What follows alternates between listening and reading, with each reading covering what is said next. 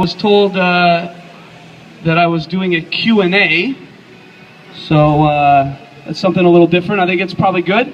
Instead of me talking at all of you, you get a chance to fire away questions at me, a little more informal. You're getting me a beer, right? So maybe I can have a beer, an IPA. Yeah, I'm gonna beer him. And chat with the best supporters, hands down, no question about it, in Major League Soccer, the Timbers Army. Yeah. Before I get into Q&A, I do want to take this opportunity to personally thank, there we go, now we're talking. Lights up. Cheers. Cheers to the Timbers Army. Woo!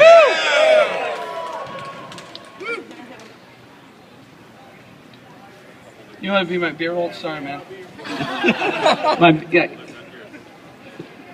I do want to personally thank the Timbers Army for your passion, your support, your commitment to this club. Without you, we don't have a club. You bring meaning, you bring purpose to what we do on the field. And I don't know if you quite realize, maybe you do, but I'm here to tell you. Okay, we talk about you, the Timbers Army, all the time.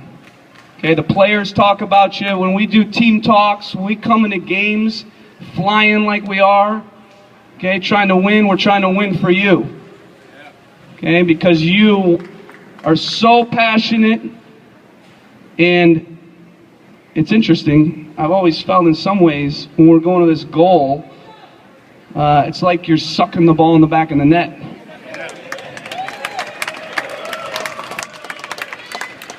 No, but seriously, before I even had any idea that I would be leading this club, I came to a match in the inaugural season to watch my former player, now my current player again, Darlington Nagby. And I was sitting right up there in the corner, and I had no idea. It was early. I don't think anybody in this country or in MLS had any idea how passionate you guys would be, how crazy. Love it. But I sat up there and I looked out and I thought I was in another country.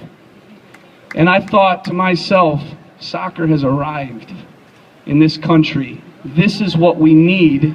So in a lot of ways, in a big way, Portland Timbers and the Timbers Army, you are the flagship. You're paving the way for everybody else, and you have helped to grow this sport in this country.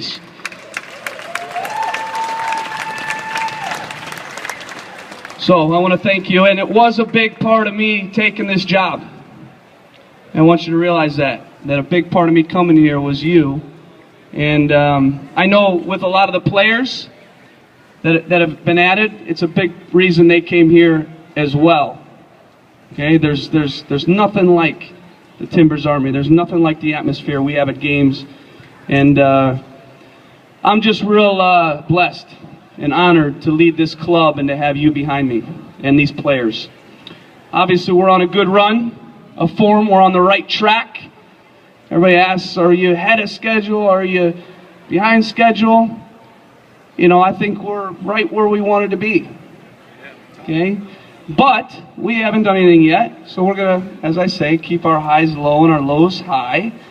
But it's okay to be optimistic now, not pessimistic. I know sometimes, okay, around here, okay, and sometimes it's a little bit of pessimism. But, you know, it's okay, stay grounded. But hang on for the ride, because we got another half, okay, and we're going to need your help. Yeah. The fun's only beginning. We're in a good position, okay? But we do have 17 games left. But our vision, okay, is to build this club, okay, and I guess we're building it now, into a club that is in the upper echelon of Major League Soccer, year in, year out, okay, a realistic contender, making the playoffs, hopefully, eventually, who knows, maybe this year, win MLS Cup. All right, but I'm not promising anything. Okay? But that is our goal, that is our vision, and I'm not shy about that. Okay, our vision, okay, for this club is to win trophies. Okay, and I hope that together, okay, on my watch and these players' watch, that we do raise a trophy here in the next several years. All right. Do it. Si se puede. Okay, so Q&A. Question. All right, guy with the ZZ Top beard.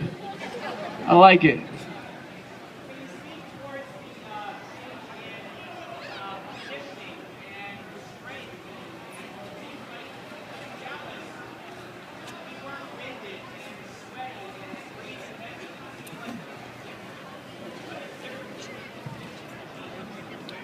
So the question is, what's the difference in the conditioning? And I think what you're getting at too is mentality, style of play. So, I think a big part of our success on the road and our success in difficult conditions and our success when the game's on the line is certainly sports science. That plays into it. This is a running game. You have to be fit to play soccer. Okay? We hired a sports scientist. Okay? This game is very much becoming a scientific sport. You can't just, it's not the old school way anymore where you just roll the ball out and you try to figure out how long the session should be and how fit your players are and guess. Okay? We can't be guessing anymore. Okay? It's a very scientific process in the way that we periodize our training from week to week, how we build into games. Okay, guys, we wear heart rate monitors. We look at their heart rates every single day to measure their loads. Okay, and I would say without question we're one of the fittest teams in the league. That's a part of it. It's a part of it. The other part of it, I believe, is the style of play. Okay, we have built this club to be a team that's controlling games. Okay, it's called dominant soccer. Okay, that's the philosophy that I have, and the goal is to try to dictate the game, dominate the game. Okay, it doesn't mean you'll dominate for 90 minutes, but the goal is to dominate large portions of it, as many minutes as you can. Okay, and you do that with possession of the ball. Okay, so you're controlling what's happening in the attack, and you do that with high pressure defending when you can. Okay, the other thing is, in MLS, you have to be realistic and you have to be pragmatic, and you have to understand that in the heat, and against very talented teams, you're not always going to dominate. So there are going to be times when the opponent has the ball, and we need to be set up, okay, when they have the ball as well, to defend at times deeper.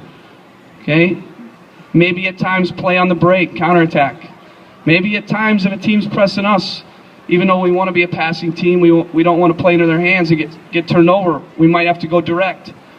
Okay, so we've tried to build this club into a club that has a clear identity. We're a passing team, we're a pressing team, but we're also capable of adapting to win games. Okay, if we need to go direct, we will. Okay, if we need to sit deeper, we will, if the conditions warrant that or the game warrants it. Okay, so I think that's a big part of it. On the road, when you have the ball, if you have the ball, you're the master of the game, you're controlling the game. You're making the opponent deal with you. Okay, and if you have the ball in difficult conditions, then obviously you're the team that gains life and energy, and you look to be fresher than the opponent. And if you notice, when we go down goals, nothing changes because we are always going to have the ball. Instead of, if you're a counterattacking team, you give up the goal, now game over. What do you do now? Try to chase the game. We always chase the game, okay, because we play to win. We're proactive. So I think that's a big part of it. The third part of it is our players are mentally tough. We built this team with mentally tough guys that have character, they have grit, they roll up their sleeves, they get after it, and they refuse to lose. So if you have mentally tough guys, when the game's on the line, the margin for error's slim, they find a way to get it done, and that's what they've been doing this year.